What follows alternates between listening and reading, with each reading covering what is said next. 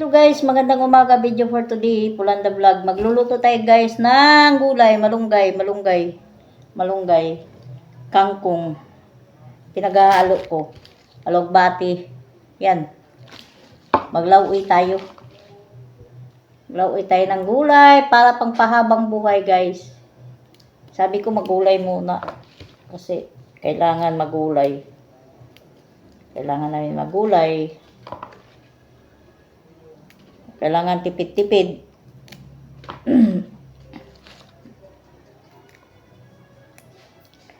Kailangan namin magtipid guys kasi pagkain namin umiikot lahat doon sa paninda. Doon namin lahat kinukuha. Yung mga tubo lang naman, hindi naman yung ano. Hindi naman kami gumagastos na napakalaki. Pinaka-budget lang namin guys, 250. 250 budget lang sa ulam lang yun, pera bigas. Yun ang budget namin. Araw-araw. Kaya gulay muna tayo. Ang timpla ko nito guys, bagong isda. Pero may isda din ako ihalo dito. Pag isda kasi, talagang kailangan mo rin may gulay. Sa isda kasi hindi ko, sa bangos. Simula nung nagkaedad-edad na ako. Hindi ko kailangan ng anong tawag nito? Yung sinasampalukan. Dati mahilig ako niyan, paborito ko yan eh. Sinasampalukan. Yung sinisigang. Ngayon parang ayaw ko na sa sinigang. Maasim na sa bawayo. Kaya, pag nagluto ako nito, isda, para hindi malangsa, babad ko muna yung bango sa asin na may kunting tubig. Kahit 30 minutes, mawala man lang yung langsa niya at saka yung dugo-dugo.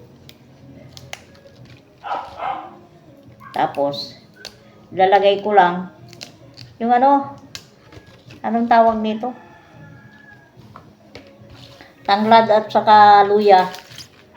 Siling green. Yung green na mahaba. Hindi kasi ako nagsisigang ng isda. Dati mahilig ako sigang isda. Kaya ang ilagay ko nito, malunggay. Kailangan magulay, pangpahaba ng buhay. Hinugasan ko muna to bago ko kasi ginaganito. Di ba yung sa iba nga ganito hinahalo lang ng ganyan hindi na tinatanggal sa ganitong tangkay. Kinakain na basta mura pa tangkay, kinakain na nila, di ba? Kasagaran ko nakita ko sa YouTube channel. Na na nila sa sa tangkay basta hindi nila tinatanggal sa tangkay basta mura. Ako ginaganito ko lang, hindi ko na inaano talagang pa isa-isa na tanggalin, basta matanggal lang yung mahabang tangkay niya may mahaba kasi si Ray maarte. Sawa ko maarte. Kailangan kasi sa sa isda, lutong-luto. May halo ako nito isda bangus. Inuna ko muna yung isda bangus kasi kailangan malutong-maluto. Kasi ayaw ko sa isda din na malangsa. Na hindi masyadong yun sa pakiramdam ko parang hilaw pa. Pero luto na siya. Ayaw ko ng ganun. Gusto ko lutong-luto.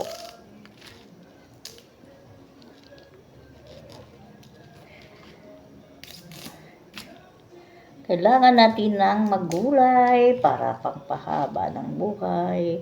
Itong alaga ko na may ako sa inyo, yung alaga kong pusa. Pusa kasi akong alaga, pero hindi naman siya lahi, talagang may lahi na parang half-half na pusa. Ang mata niya iba, ibang kulay. Hindi nawawala ng ano, sipon. Sipon siya, sinisipon. Ang baho nga. Tapos pinaliguan ko ng nakaraan. Pinapaliguan ko yung pusa. Sabi nga nila ang pusa hindi paliguan kasi baka daw uulan. Pero hindi. Maniwala ka doon. Kasagaran naman sa pusa, pinapaliguan kahit sa mga lahi. Kaya lang, sinisipon siya. Buhusan ko sana paliguan ko sana. Lagay ko sa kulungan. Kasi pag may kulungan, doon ko siya pinapaliguan sa kulungan. Pag hinahawakan ko, nangangalmot. Kaya kailangan kukulong ko siya. Inaano ko lang siya ng shampoo. Para medyo mabango man lang. Kasi tumatabi ito sa higaan Ngayon hindi na. Hindi na namin pinapatabi kasi may sipon siya. Mabaho. Ganun siya ng ganun na. Ganun siya ng ganun. Sinisipon siya, babaho. Tapos itong alaga ko rin isa, aso. Buti ka mo, yung CR namin dito, walang pinto. Ano lang, shower curtain lang nilalagay ko. Tapos, bumalik na siya doon siya natae sa CR. Tsaka naihi. Nung may pinto yung CR, nung sa kabila, ano siya, sa labas siya nagdudumi. Ngayon, dito na kami sa kabilang bahay naman, sa CR na siya nagdudumi, tinatanggal ko na lang, tsaka naihi. Kaya, tapos na guys, ito na siya. Ito na. Ito. Pero hugas ko na to. Ito ang hindi ko panhugasan yan. Kangkong at saka alokbati na lang ang ano ko. Yung tawag dito, yung kangkong alokbati na ang hinahalo ko. Kangkong alokbati. Guys, ang hinahalo ko na madilim. Kaya buksan ko ilaw. Lagay ko na itong kangkong. Basang ko muna.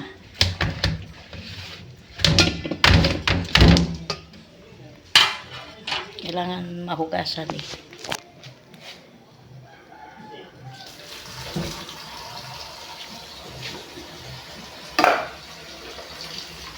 Lagay ko na ito silid green. Ayan. Ito. Ito yung ulam namin.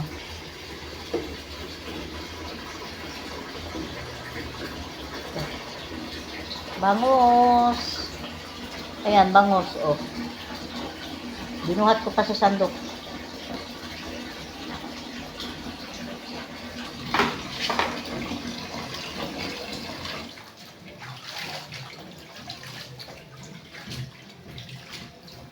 Kailangan Hindi ko masyado kasi nilalagyan ng ng tawag nito yung ang hirap guys na yung ano ba yun? Hindi ko masyado nilalagyan ng bitchin. Ay tawag nito?